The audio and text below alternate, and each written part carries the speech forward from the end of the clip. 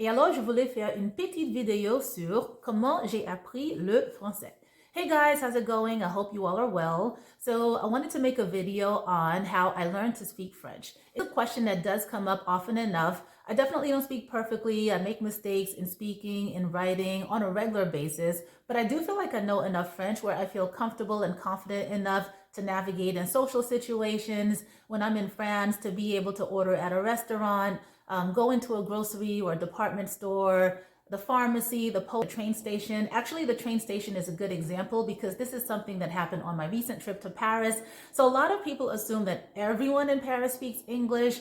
A lot of people do, but not the entire Parisian population does. But here's where you may run into the language issue, and that's when you're outside of the capital, so outside of Paris and in the smaller towns. So for example, our group, we take a day trip into the Champagne region. A lot of tourists like to go to Giverny to visit the Monet House and Gardens. Burgundy is another hot spot. And of course, Versailles, which is where I was. Going into Versailles was perfectly fine. It was the return trip back. And what happened was, on that afternoon, I go to the Versailles train station en route back to Paris. And so when I get inside the station, the departures hall was in total chaos. And I'm looking around like, oh my God, like what in the world is going on? All the English speakers that were there, they were other tourists. They were visitors like myself, so they didn't know what was going on either. So in French, I asked one of the workers what the situation was, and then he said, because of the storm that afternoon, that a tree had fallen on the tracks that was in close proximity to that particular train station. So they were rerouting all the passengers to another nearby train station.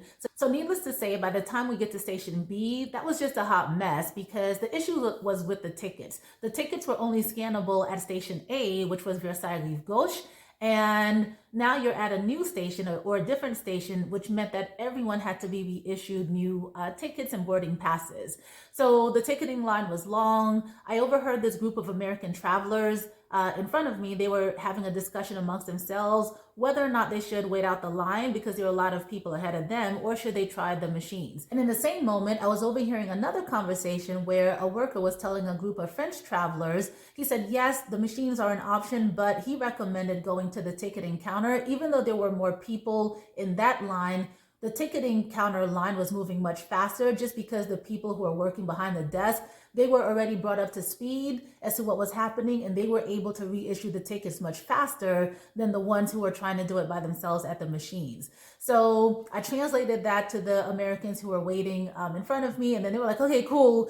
And they were relieved that, first of all, that I spoke English and that I was able to communicate what was happening to them. So I feel like knowing French has been really useful. Of course, social and cultural activities, those are my favorite ways to use French, but also in just practical, just day-to-day situations. Okay, so how I learned to speak French, these are the three main ways that I feel like have helped up my game in learning to speak French. One thing that I do want to mention really quick is that my personal friends know, but my social media friends may not know, is that I actually do have a full-time job, and that is in education as a school psychologist. So one of our roles as psychologists in the schools is in analyzing how students learn, particularly those with learning challenges, like students with learning disorders, autism, ADHD, emotional disorders, cognitive impairments, etc. So I say that to say that I'm very familiar with the fact that there's not a one-size-fits-all when it comes to instruction and learning.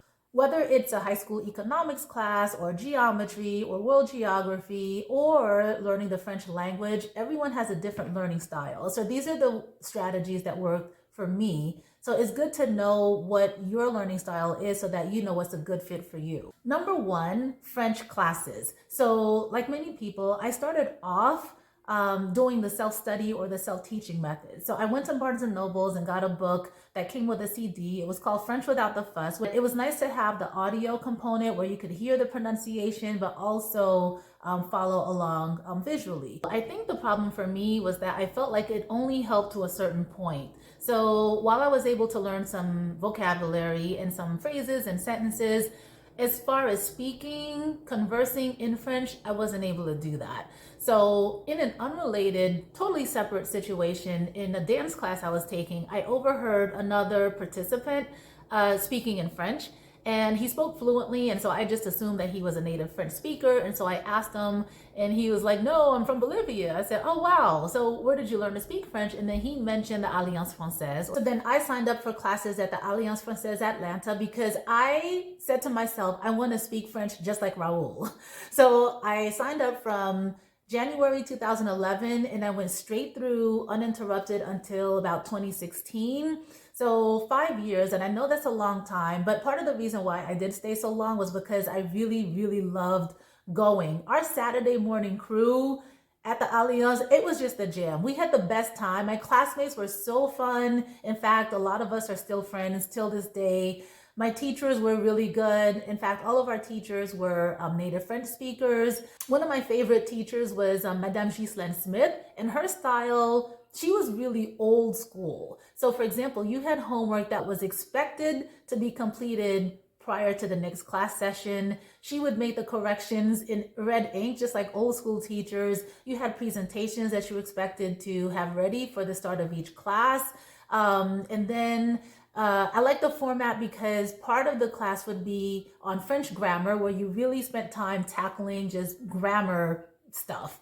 And then another portion would be on reading and comprehending. There would be some writing exercises, and then you also had speaking and discussing. And one of the benefits to me of having French classes is that when you're trying to practice saying something, you get corrective feedback on the spot, which is something that I feel like you don't get when you're at home trying to learn on Duolingo or YouTube. Another thing I like about the classes is the presence and the participation of other classmates. So for example, a peer may ask a question that you hadn't necessarily thought of, or there were several instances where a classmate was able to explain something in a way that I could understand it better coming from them.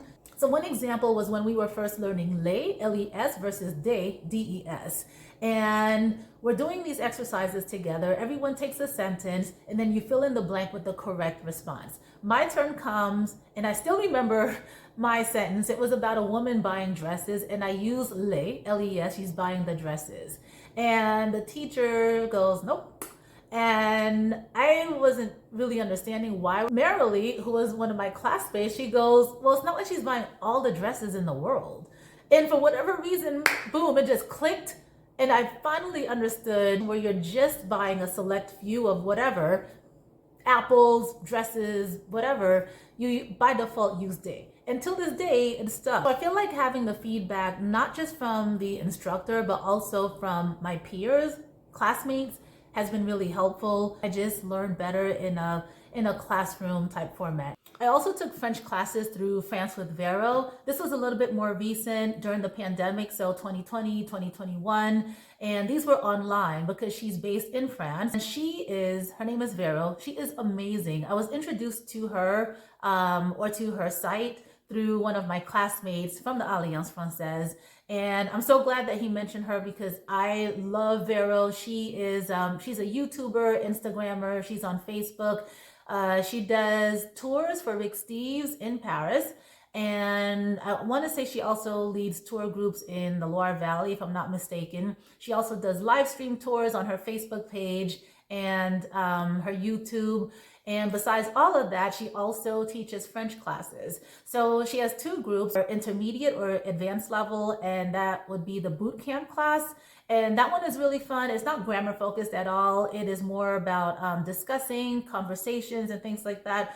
Around the same time, I also joined the Sorbonne University in Paris. With the pandemic, they were able to open up their classes to people outside of Paris through online learning. And that was really good. The only thing that I'm going to say about them is that it's a good consideration if you have the time, because it's a Monday through Friday program. You're there for a couple of hours a day. They give a lot of homework and it's hardcore grammar. So that brings me to number 2, which is Meetup. So meetups for me, I feel like have been a complete and total game changer when it comes to upping my game in speaking French.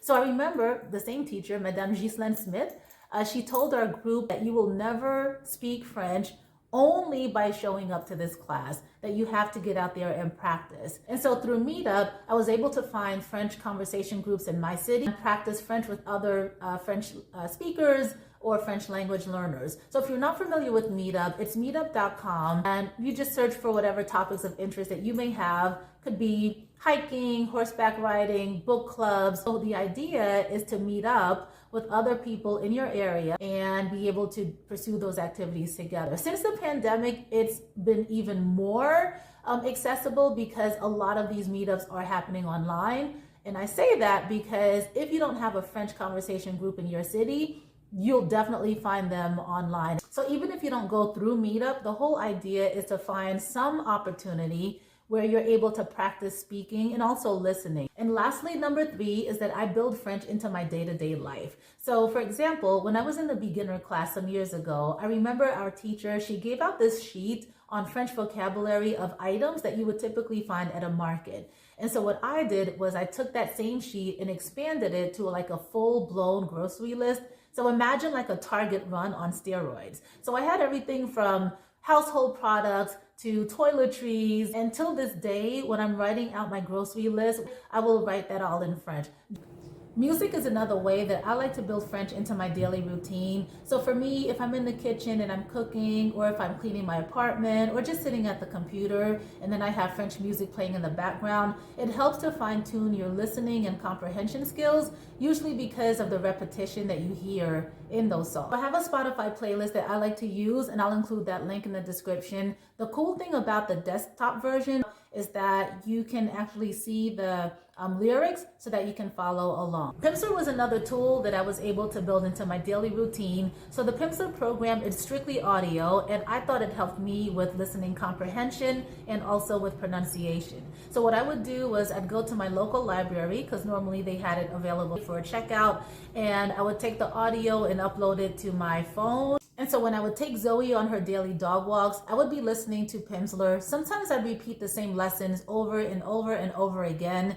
And of course you have French film, TV series, videos, like on YouTube and Netflix. And what's nice about the streaming services is that you can adjust the playback speed and also select the language of your choice for subtitles. And so those are the 3 main ways that I feel like have helped elevate my French: taking the French classes, practicing French in social situations like at the meetups, and also building French into my daily routine. If any other French language learners out there have ideas that you want to share, definitely feel free. In the meantime, au revoir et à la prochaine.